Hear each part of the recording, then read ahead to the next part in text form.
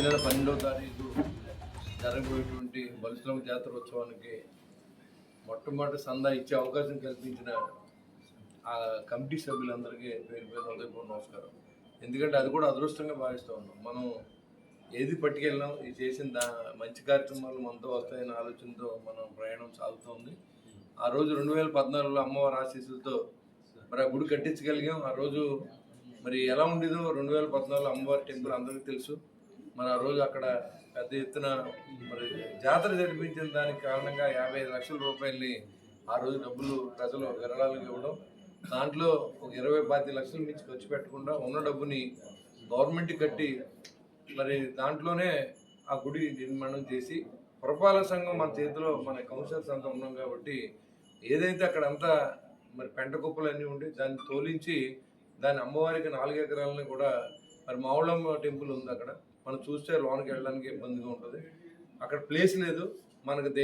ఆ అమ్మవారి దైవంలో 4 ఎకరాలు కూడా అమ్మవారికి మనం ఇవ్వడం, దాంట్లో మరి కళ్యాణ మండపం కట్టడం, అదేవిధంగా గుడికి మరి ప్రతి నిత్యం 50,000 రూపాయలు శుక్రవారం నాడు మనం అన్నదానానికి ఖర్చు పెట్టాల్సిన అవసరం ఉంది. ఇది మనం ఉండొచ్చు లేకపోవచ్చు, అన్నదాన కార్యక్రమం అనేది ఎప్పుడు ఆగకూడదు. మన ఊరు బాగుండాలి, మన కుటుంబాలు బాగుండాలి, ఊర్లో ఉన్న అందరికీ ఆరోగ్యాన్ని ఐశ్వర్యం ఇవ్వాలంటే అమ్మవారి వల్ల.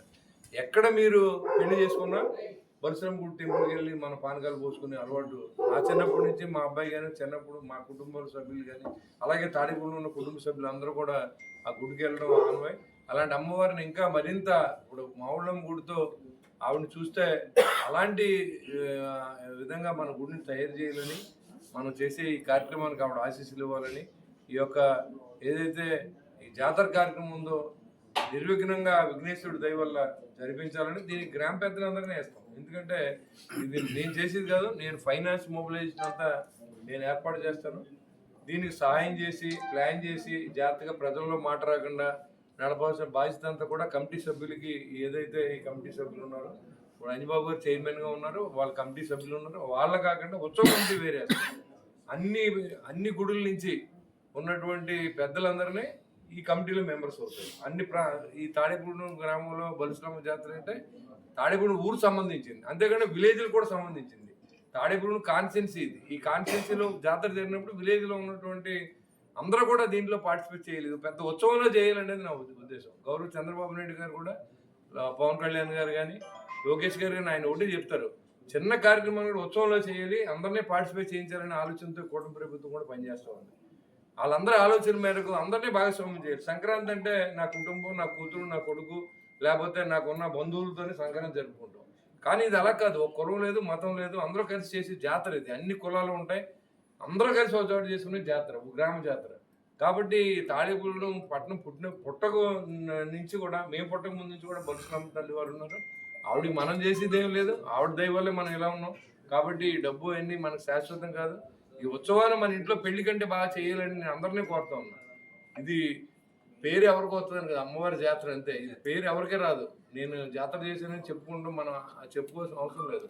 అది భగవంతుడు తెలియాలి. ప్రతి వ్యక్తి కూడా ఆలోచన చేసి ఈ జాతరకు సహకరించమని మిమ్మల్ని అందరినీ నేను కోరుకుంటూ, ఈ సంవత్సరం 2వ పండగ మనకిది సంక్రాంతి. మరొక సంక్రాంతి లాగా సంక్రాంతి మించి జరగాలని నేను కోరుకుంటా ఉన్నా. నా మిత్రులందరినీ నేను దీంట్లో భాగస్వామ్యం చేస్తాను. నాకున్న హోల్డ్, నన్ను ఎమ్మెల్యేని ఎవరైతే చేశారో, ప్రజలు నన్ను నమ్మి చేశారు. ఖచ్చితంగా ఆ ప్రజలకు మనం ఏదో ఒకటి ఇవ్వాలి తిరిగి. ఖచ్చితంగా ఆ విధంగా నేను పనిచేస్తాను. అదేవిధంగా ఉన్న అధికారాన్ని అమ్మవారి జాతరని బాగా చేయాలి, పట్టణం అభివృద్ధి చెందడానికి మాత్రమే వాడాలనేది నా ఉద్దేశం. తప్పకుండా మీ అందరూ సహకరించండి. దాదాపుగా 2 కోట్ల రూపాయలు వ్యయంతో ఈ సంవత్సరం జాతర జరగబోతూ ఉంది. మీ అందరి ఆశీస్సులతో మరి ఈ కమిటీ సభ్యులకు ఆశీస్సులు ఇవ్వండి, అమ్మవారి ఆశీస్సులు మీరు పొందండి. అందరూ కూడా దీంట్లో భాగస్వాములు ఇవ్వండి.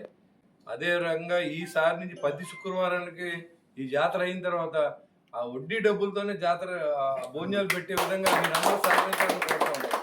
ఎందుకంటే ఆ డబ్బులు మిగిలితో ఒక 50 లక్షలు, 1 కోటి రూపాయలు బ్యాంకులో వేసి అది అన్నదాన ట్రస్ట్ కింద పెట్టి దానికి మళ్ళీ ఒక కమిటీని వేసి ఆ డబ్బుల్ని మళ్ళీ ప్రజలకి మళ్ళీ అన్నదానం లేనోళ్ళకి అన్నదానం జరిపించారు.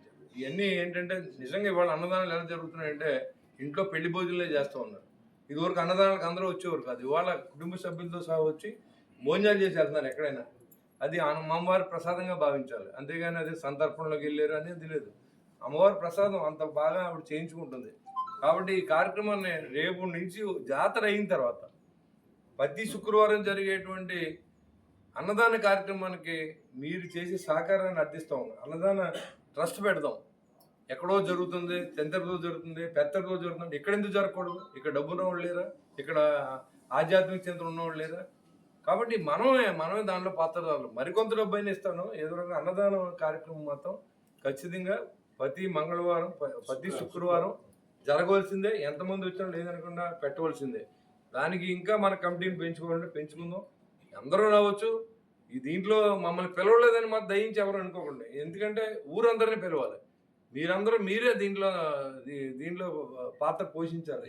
ఇది నడపడానికి మీరందరూ కలిసి ఈ జాతర జరిపించండి. డబ్బు అదే వస్తుంది, అమ్మవారు ఏర్పాటు చేస్తుంది. మీకు ఎలాంటి ఇబ్బంది లేదు. శుభ్రంగా మనం చేసి ప్రతి కార్యక్రమం అందంగా ఉండేలాగే ప్రయత్నం చేయండి. ఎందుకంటే మళ్ళీ ఏదో జనం డబ్బులు కదా అని మన ఇష్టం వచ్చి ఖర్చు పెట్టడానికి ఎక్కడా లేదు.